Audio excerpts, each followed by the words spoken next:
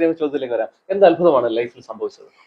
എന്റെ ലൈഫിൽ സംഭവിച്ചത്, ഞാൻ ഇങ്ങോട്ട് വന്നപ്പോഴത്തേക്കും എനിക്ക് പ്രോപ്പർട്ടി ഉണ്ടായിരുന്നു.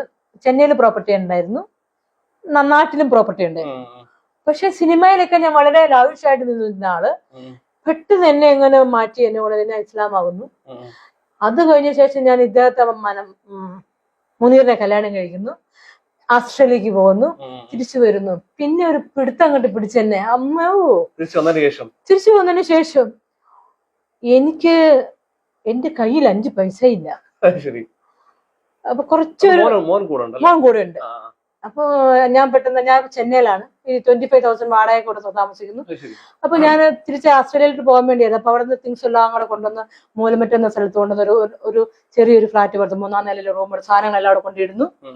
എന്നിട്ട് ഞാൻ അമ്മയുടെ കൂടെ തറവാട്ടിൽ താമസിക്കുന്നു. അമ്മയുടെ കൂടെ മുസ്ലിം ശേഷം അമ്മയ്ക്ക് വലിയ താല്പര്യമൊന്നുമില്ലായിരുന്നു. ഞാനും മുനീറും കൂടെ ചെന്നപ്പോ പപ്പ വീട്ടിൽ കേട്ടാതൊക്കെ ഇരുന്നിട്ടുണ്ട്. തട്ട മാറ്റുവാണെങ്കിൽ നിന്നെ കേട്ടത്തുള്ളൂ എന്നൊക്കെ പറഞ്ഞു. ഞങ്ങൾ കേട്ടിട്ടില്ല, തട്ട മാറ്റിയില്ല. അപ്പം ഞങ്ങൾ ചെന്നൈയിൽ നിന്ന് വന്നു, വീട്ടിൽ കയറ്റാത്തോണ്ട് ഞങ്ങൾ തിരിച്ചുപോയി. അമ്മയ്ക്കും വലിയ താല്പര്യമൊന്നും ഇല്ലായിരുന്നു. ഞങ്ങൾ വീട്ടിലോട്ട് വരുന്നപ്പോഴത്തേക്ക് അമ്മ എവിടെ ഒളിച്ചിരുന്നു. അപ്പൊ ഞങ്ങൾ തിണ്ണയിലിരുന്നു, കുറെ നേരം ഇരുന്നപ്പോ പിന്നെ അമ്മ വന്നു.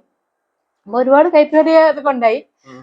അങ്ങനെയൊക്കെ ഇരുന്നപ്പോഴത്തേക്കും പിന്നെ മുനീറില്ലല്ലോ. പിന്നെ ഓസ്ട്രേലിയക്കൊക്കെ പോയിട്ട് വന്നപ്പോഴത്തേക്കും അമ്മയൊക്കെ വിചാരിച്ചാണ് ഇനിയിപ്പോ ഓസ്ട്രേലിയക്കൊന്നും പോകത്തില്ലായിരിക്കും. ഞാൻ എന്നെ സ്വീകരിച്ച് വീട്ടിൽ കയറ്റി. പക്ഷെ അനീതൊക്കെ ഭയങ്കര ദേഷ്യമായിരുന്നു. അപ്പൊ മുസ്ലിം ആയതുകൊണ്ട് മാത്രം മുസ്ലിം ആയപ്പോഴത്തേക്കും ഭയങ്കര എല്ലാവർക്കും ഭയങ്കര ദേഷ്യമായി. അപ്പൊ അള്ളാഹു കൊണ്ട് കൂടെ എല്ലാരും എതിരായി, മോളും എതിരായി. മോളെ അവര് ബ്രെയിൻ വാഷ് ചെയ്തു. നീ മമ്മി എടുത്തിട്ട് പോകരുത്, മമ്മി നിന്നെ മുസ്ലിം ആക്കി കളയും. അപ്പം എന്റെ മോൻ എന്റെ കൂടെ ഉണ്ടല്ലോ. അപ്പൊ എന്റെ മോന് എന്റെ 5 പൈസ ഇല്ല. ആ സമയത്ത് എനിക്ക് സത്യം പറയാലോ, അരി വാങ്ങിക്കാൻ പൈസ ഇല്ല. ആ ഒരു അവസ്ഥയിലേക്ക് എത്തി. ഞാൻ അങ്ങ് വല്ലാണ്ട് വിഷമിച്ച് ഞാൻ തഹജ്ജുദ് കിടന്ന് അങ്ങ് കരഞ്ഞ് പ്രാർത്ഥിച്ചു. രണ്ടു. അപ്പൊ ഈ ലോഡ്ജിലാണ് താമസിക്കുന്നത്. അമ്മ വീട്ടിൽ താമസിപ്പിക്കുന്നില്ല, തറവാട്ടിൽ താമസിപ്പിക്കുന്നില്ല. ഈ 3-ാമത്തെ നില സ്റ്റെപ്പ് കയറിയിട്ട് അവിടെ താമസിക്കുക. ഞാൻ പറഞ്ഞു, എന്റെ ദൈവമേ ഞാൻ എങ്ങനെ എന്താവും. അപ്പൊ മുനീറുമായിട്ട് ഒരു ചെറിയൊരു പശയായി ഞാൻ മിണ്ടുന്നില്ല. അപ്പൊ ഞാൻ ഓസ്ട്രേലിയയിലായിരുന്നു, പൈസ ചെയ്യാം. അപ്പൊ ഞാൻ ഓസ്ട്രേലിയയിൽ മോൻ ഒരു ആക്സിഡന്റ് ആയപ്പോ ഞാൻ പെട്ടെന്ന് ഇങ്ങോട്ട് പോന്നു. മുനീർ എന്നെ വിട്ടില്ല. അതിനുശേഷമാണ് അപ്പൊ മുനീർ പോവണ്ട എന്ന് പറഞ്ഞെടുത്ത് ഞാൻ തനിയെ ടിക്കറ്റ് എടുത്ത് തിരിച്ചു വന്ന ആളാ ഞാൻ. അപ്പൊ അതിന്റെ പിണക്കം. നിനക്ക് മോനാണോ ഞാനാണോ വലുത്? ഞാൻ നിന്നെ കല്യാണം കഴിച്ചത് നീ എന്റെ കൂടെ നിൽക്കാനാ. അപ്പൊ നീ മോൻ പറഞ്ഞ് അങ്ങോട്ട് പോകണം. ഞാൻ പോയിട്ട് വരാം. അന്നേരം പുള്ളിക്കാരൻ ഞാൻ പോയ ഇതില് പുള്ളി തലയിറങ്ങി വീഴുകയും പിന്നെ ആംബുലൻസിൽ ഹോസ്പിറ്റലൊക്കെ ചെയ്തു. പുള്ളി അറ്റാച്ച്ഡ് ആയിരുന്നു എന്റെ അടുത്ത്, ഭയങ്കര സ്നേഹം. അപ്പൊ പുള്ളി താങ്ങാൻ വയ്യാണ്ടായിരുന്നു. പുള്ളി ഡൈവേഴ്സ്ഡ് ആയിരുന്നു, ഞാനും ഡൈവേഴ്സ്ഡ് ആയിരുന്നല്ലോ. അപ്പൊ പുള്ളിയുടെ മകളെ, ഓസ്ട്രേലിയയിലുള്ള മകളെ വിളിച്ചു. ഞാൻ അങ്ങനെ ഹോസ്പിറ്റലിൽ അഡ്മിറ്റാ. അപ്പൊ മകള് വീട്ടിലോട്ട് കൂട്ടിക്കൊണ്ടുപോയി. അപ്പൊ ഭാര്യ എന്ത് ചെയ്തു, പുള്ളിയുടെ പുള്ളിക്കാരന് ഒരു ഉമ്മ കൊടുക്കുന്ന ഫോട്ടോ ഞാൻ എടുത്തു ആ സമയത്ത്. എന്നിട്ട് അത് എനിക്ക് അയച്ചു തന്നു. ഞാൻ ഇവിടെ മോനോട് താമസിക്കുക, നാട്ടിലുണ്ട്. എന്നിട്ട് ഈ ഫോട്ടോ എനിക്ക് അയച്ചു തന്നു. അപ്പൊ ഞാൻ തകർന്നു പോയെങ്കിലും ഞാൻ വിചാരിച്ചു ഭാര്യയും ഭർത്താവും അല്ലേ, ഒന്നിക്കട്ടെ, നല്ല കാര്യമല്ലേ. അങ്ങനെ ഞാനങ്ങ് സമാധാനിച്ചു. പക്ഷേ ഭാര്യ അങ്ങനെയല്ല, ഭാര്യ പ്രതികാരം തീർക്കുമായിരുന്നു. പുള്ളിക്കാരന്റെ പറഞ്ഞു, എനിക്ക് ഒരു വാശികളായിരുന്നു. നിങ്ങൾ എന്താ സ്നേഹം, ഞാൻ കണ്ടു ഫേസ്ബുക്കിൽ രണ്ടുപേരുടെ സ്നേഹം. ഇനി മീനു തിരിച്ചു വരുമോ ഇല്ലെന്ന് എനിക്കൊന്ന് അറിയണം. ഇനി ഞാൻ നിങ്ങളെ സ്നേഹിക്കത്തില്ല. അങ്ങനെ പുള്ളിക്കാരനും ഒറ്റപ്പെട്ടു പോയി. പുള്ളിക്കാരൻ അതും ഇല്ല, ഇതിലുണ്ടായി. ഞാനും അങ്ങനെ ആയിപ്പോയി. അപ്പൊ അങ്ങനെ ആ ഒരു അവസ്ഥ നിൽക്കുകയായിരുന്നു ഞങ്ങള്. അന്നേരം ഞാൻ വല്ലാതെ വിഷമിച്ചു. ഞാനിങ്ങനെ തഹജ്ജുദ് കരഞ്ഞോണ്ട് മോൻ ബാത്റൂമിൽ പോകാൻ, എന്താ ഈ രാത്രി കിടന്ന് കരയുന്നത്? ഷോ 3 മണിക്ക് ഇതെന്താ 3 മണി കരയുന്നത്? കരയാണ്, കരഞ്ഞ് തഹജ്ജുദ് പ്രാർത്ഥിക്കും. പിന്നെ അങ്ങനെ കരഞ്ഞ് പ്രാർത്ഥിക്കും. ഞാൻ പറഞ്ഞു, എടാ നീ കൂടെ ഒന്ന് പ്രാർത്ഥിച്ചൂടെ എന്നോട്? ഞാൻ തന്നെ പ്രാർത്ഥിച്ചാൽ ദൈവം പ്രാർത്ഥന കേൾക്കുന്നത്, നീ എന്ന് എന്നോട് നിസ്കരിക്കാനാ? പുള്ളി മുസ്ലിം ആയിട്ടൊന്നുമില്ല. അപ്പൊ പറഞ്ഞു, എന്നെ കൊണ്ടൊന്നും പറ്റില്ല, എനിക്ക് നിസ്കരിക്കാൻ പറ്റില്ല. ഞാൻ പറഞ്ഞു, മോനെ ഞാൻ നിന്നെ പഠിപ്പിക്കാം, എന്നെ കൊണ്ടൊന്നും പറ്റില്ല മോനെ, മമ്മയോട് പ്രാർത്ഥിക്കുക. നീ ഒരു കാര്യം ചെയ്യും, ഒരു 10 ദിവസം നീ എന്നോട് നിസ്കരിക്കാൻ കൂട്. എന്നിട്ട് എന്തെങ്കിലും അത്ഭുതം നടന്നില്ലെങ്കിൽ നീ ആയിക്കും, ഓക്കെ.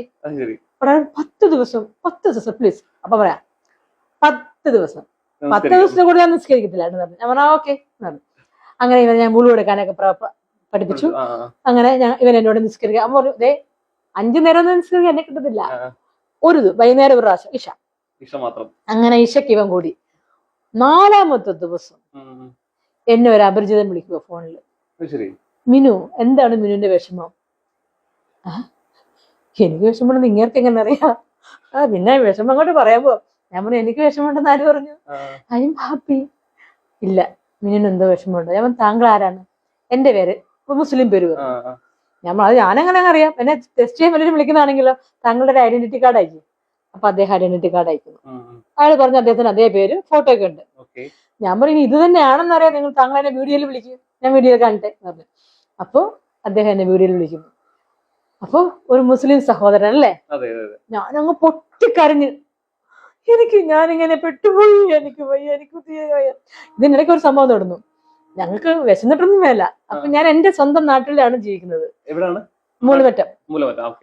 അപ്പൊ അവിടെ എന്റെ ഞങ്ങൾ ഒരുമിച്ച് വന്ന കളിക്കൂട്ടുകാരൻ അവിടെ ഹോട്ടലുണ്ട്. അദ്ദേഹത്തെ ഞാൻ എന്റെ വീട്ടിൽ തന്നെ വിളിക്കാം. ഹലോ, ബെന്നി അല്ലേ? ബെന്നി, ഞാനും അവിടെ ഇല്ല കേട്ടോ, പുറത്ത് പോയിരിക്കുവാണേ. അപ്പൊ മോൻ ചിലപ്പോ ഫുഡ് വാങ്ങിക്കാൻ വരും, ഒന്ന് കൊടുത്തേക്കണം. എന്നിട്ട് അവിടെ എഴുതി വെച്ചില്ല, ഞാൻ വരുമ്പം എന്നെ തന്നാ കേട്ടോ. അപ്പൊ നമ്മൾ മോനെ ചോറ് വാങ്ങിച്ചു. അപ്പൊ മോൻ ചോദിച്ചു, എന്നിട്ട് ഞാൻ വീട്ടിൽ നിന്ന് പുറത്തിറങ്ങാതിരുന്നിട്ട് ഈ ഹോട്ടലിൽ നിന്ന് ഫുഡ് വാങ്ങിച്ച് 3 ദിവസം കഴിച്ചിട്ടുണ്ട്. ഈ 3 ദിവസം കഴിച്ചിട്ടാണ് ഈ ഫോൺ വരുന്നത്, ഓർത്തണം. ഇദ്ദേഹം വിളിക്കുന്നത്. എന്നിട്ട് ഞാൻ ഇങ്ങനെ കരഞ്ഞു, എനിക്ക് വിഷമമുണ്ട്. കരഞ്ഞപ്പോഴത്തേക്ക് പറഞ്ഞു, മിനിന് എന്താ വേണം? ഞാൻ പറഞ്ഞു, എനിക്ക് മദ്രാസ് സ്ഥലമുണ്ട്, ഞാൻ അത് വിറ്റിട്ട് ഞാൻ പൈസ തരാം, എനിക്ക് എങ്ങനെയെങ്കിലും 2 ലക്ഷം രൂപ എന്നെ സഹായിക്കും, എനിക്ക് ഇവിടുന്ന് പോകണം, എനിക്ക് ഈ നാട്ടിൽ നിന്ന് പോകണം എന്ന് തോന്നുന്നു. കരയാതെ ഞാൻ ശരിയാക്കുന്നു. 1, 2, 3 എണ്ണിയില്ല, എന്റെ അക്കൗണ്ടിൽ 2 ലക്ഷം രൂപ പ്രോമിസ് ആയിട്ടും. ഒരു മുസ്ലിം അതാണ് സാധാരണ എന്നെ കണ്ടിട്ടില്ല, 2 രൂപ പോലും നമ്മൾ അറിയാവുന്നവര് തരില്ല. ആ ഒരു അവസ്ഥയിലാണ് വിഷമം പറഞ്ഞപ്പോ സത്യമായിട്ട് അതാണ് മുസ്ലിം. എന്റെ വിഷമം അറിഞ്ഞിട്ട് എനിക്ക് അപ്പൊ തന്നെ എനിക്ക് ആ കാശ്, എന്നെ നേരിട്ട് പോലും എന്നെ കണ്ടിട്ടില്ല, എനിക്ക് ആരെയൊന്നും അറിയത്തില്ല. എനിക്ക് 2 ലക്ഷം രൂപ എനിക്ക് കിട്ടുമെന്നു. ആ നിമിഷം തന്നെ ഞാൻ പാക്കേജ് തന്നെ വിളിച്ചു. പെട്ടെന്ന് തന്നെ ഞാൻ ഇവിടെ വന്നു. ഞാൻ ഫ്ലാറ്റ് ഇത് കണ്ടു. ഈ ഫ്ലാറ്റ് ഇപ്പൊ ഈ താമസിക്കുന്ന ഫ്ലാറ്റ് എടുക്കുന്നു, റെന്റിന് എടുക്കുന്നു.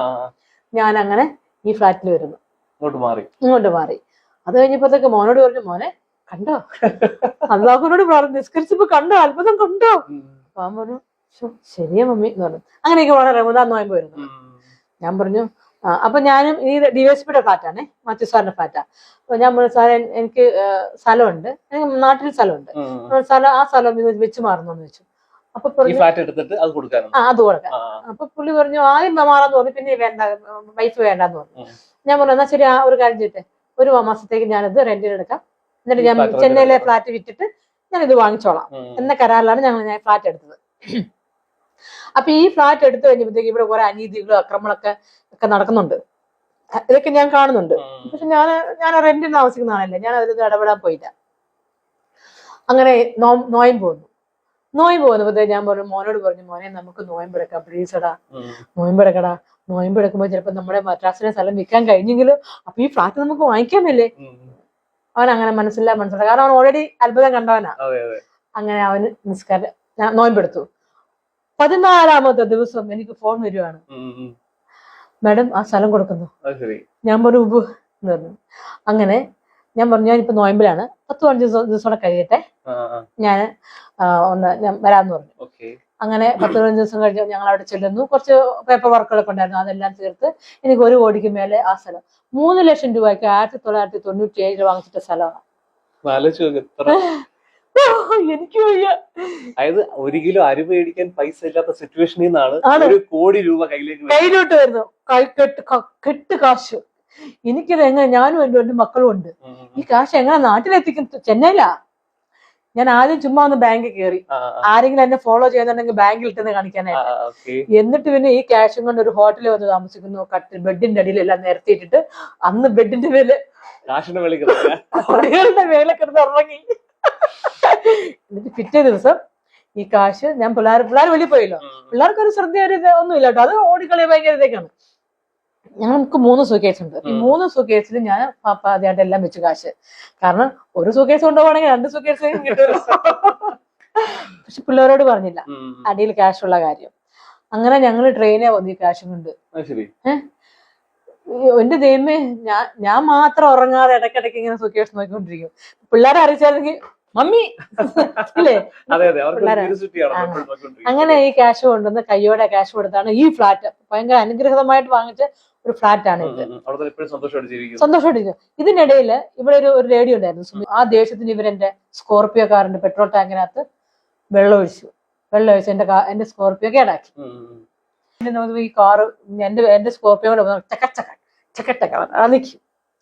അപ്പൊ ഇത് ഞാൻ എന്നെ സഹായിച്ച ഇദ്ദേഹത്തോട്, ഈ മുസ്ലിം സഹോദരനോട് ഞാൻ പറഞ്ഞു, എന്റെ കാർ ഇങ്ങനെ കേടായിരുന്നു. അപ്പൊ തന്നെ 8 ലക്ഷം രൂപ ഇട്ടു തരുക. പോയി പുതിയ സ്കോർപിയോ വാങ്ങിക്കാൻ എന്നെ MRI എടുത്ത്. സത്യം, ഞാൻ ഞെട്ടിപ്പോയി. EMI സോറി MRI അല്ല, EMI എടുക്കാൻ. അപ്പം സ്കോർപിയോക്ക് ഒരു 12-16 ലക്ഷം ഒക്കെ ആവുമല്ലോ. 8 ലക്ഷം രൂപ ഇട്ടിട്ട് ബാക്കി EMIക്ക് പോയി സ്കോർപിയോ എടുക്കാൻ. അങ്ങനൊക്കെ മനുഷ്യരുണ്ടോ? ദൈവമേ, ഈ ഭൂമിയിൽ അദ്ദേഹത്തിന്റെ കുടുംബത്തിനെ സമൃദ്ധമായി അനുഗ്രഹിക്കട്ടെ ഞാൻ പ്രാർത്ഥിക്കാം. അദ്ദേഹത്തെ ദീർഘായുസ് കൊടുക്കട്ടെ. സത്യം. ഇല്ല, കണ്ടിട്ടില്ല.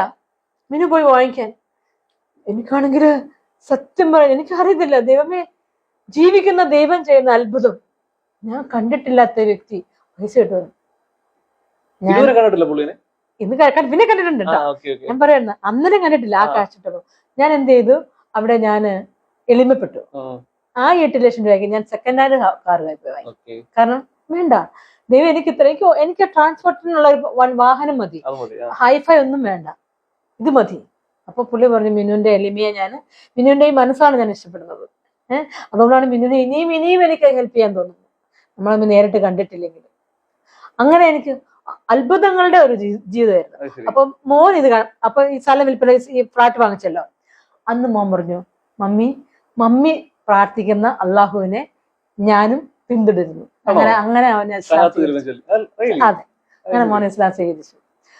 അങ്ങനെ അന്ന് മുതല് ഈ നിമിഷം വരെ എനിക്കൊന്നിനും മുട്ടില്ല, എനിക്കൊന്നിനും കുറവില്ല. പിന്നെ എല്ലാവരും ഇൻഡ്യൂഷനായി എന്നെ കൂടെ ഓരോന്നെങ്കിലും ചെയ്യിപ്പിക്കുന്നത് ഞാനല്ല. മനുഷ്യൻ ആലോചിക്കുന്നു, ദൈവം തീരുമാനിക്കുന്നു. ഞാൻ പലതും ആഗ്രഹിക്കുന്നുണ്ട്, പക്ഷെ അത് എന്റെ ആഗ്രഹം പോലെ അല്ല നടക്കുന്നത്. അപ്പൊ നമ്മൾ ദൈവത്തിന്റെ മുമ്പിൽ ക്ഷമയോടെ വെയിറ്റ് ചെയ്യുക.